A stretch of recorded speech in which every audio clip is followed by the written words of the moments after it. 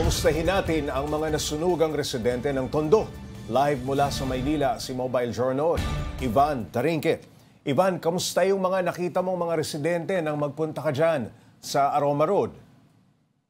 Update kanina naabutan natin yung mga residente doon sa may Aroma Road, no? At naghalong talaga sila ng mga bakal or kung ano man yung kanilang pwedeng maibenta nga dahil nga sa mga debris nung matapos nga silang masunugan. Pops J, describe na rin natin, Pops J, yung lugar, no? Pops J, nakita natin yung isang building doon, makikita natin talagang yupi or talagang sirang-sira talaga, no? Yupi, yung mga bakal, nag-collapse na yung ilang parte ng mga building, no? Ganun kalakas, ganun katindi yung nangyari ito, Pops J. Tapos, actually kanina, Pops J, iniisip ko, paano nakapasok yung mga bombero dito kasi yung daanan talaga, no, Pops J, napakasikip ng daanan, napaka-pitted. Parang kahit nga maliit na sasakyan or kahit tricycle, no, Pops J, may hirapan dumaan doon sa papasok ng mga nasunugan na to, no, Pops J. Tapos actually, inisip ko rin, no, ano ba yung amoy dito kasi nga tinawag na Aroma Road, no, Pops J, kasi may expectation tayo na baka mabaho or kung ano man yung amoy dito, no. Pagdating naman natin doon, may onting amoy kahit papaano, pero hindi naman siya ganun kalala. No, after a few minutes, mawawala rin, masasanay ka na rin eh. Tsaka may kita rin natin na parang mas matatabunan kasi nung pagpunta natin doon yung sense of sight mo, no, kasi magugulat ka na lang na wow, yung mga baka, yung mga yero, sira-sira, Pops. Ivan, ano naman yung madalas na makuha nila para ipangalakal? Nakita ko dun sa report mo, usually mga bakal na pwedeng ibenta. Ano pa yung ibang mga materyales na pwede nilang ibenta dyan?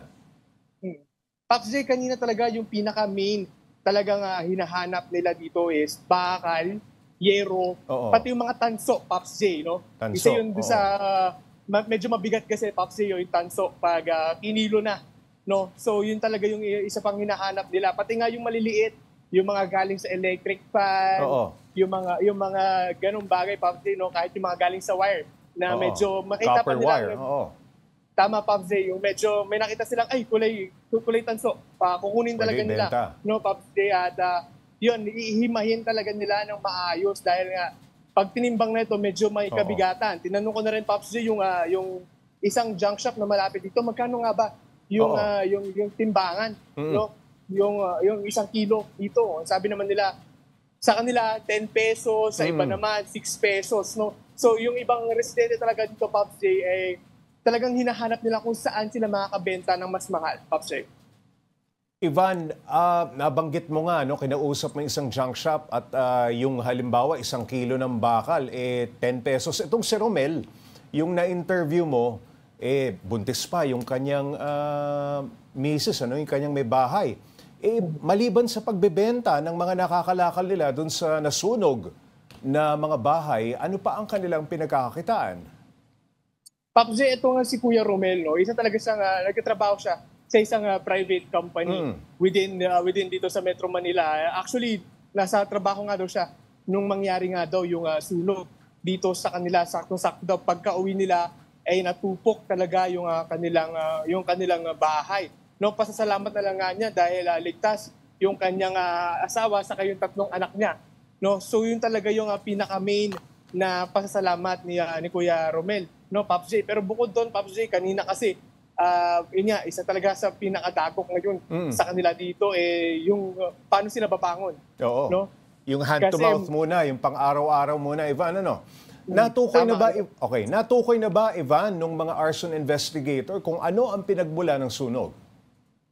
Actually, hanggang sa ngayon, Papsi, wala pang opisyal na inilalabas itong BSP kung ano nga ba talaga yung naging sanhi nung sunog dito sa may Road 10, sa may Aroma compound, no, Papsi. Pero kanina, nagtanong-tanong tayo dun sa mga taga doon. Sabi nila is sa Building 27 daw nagsimula yung sunog, no, Papsi, sa Building 27. Actually, nandun tayo mismo sa may Building 27. No? Sinilip natin at yun nga, makikita natin, isa talaga yun doon sa parang devastated yan. Yan mismo, Papsi. No, ganun kalala yung naging sunog. No, nabutas yung sahig at yung mga metal, talaga yung makakapal na metal ay talagang nayupi. At dikit-dikit yung mga nasunog na mga tahanan, ano?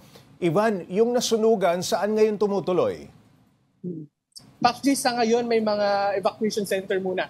Sa evacuation center muna tumutuloy yung mga nasunugan. No? Meron sa may barangay 106 at sa may barangay 105. No? May mga covered court na pinahiram para doon muna magstay. At meron din, actually, isang elementary school, itong General Lim Elementary School, no, dito sa Maynila. No? So yung walang pasok muna doon at yung mga estudyante doon ngayon, no, Paplay. So yun muna yung naging pansamantalang tinutuluyan ng mga nadamay dito sa sunog, Paplay. Alright, maraming salamat, Mobile Journal. Ivan Tarinque.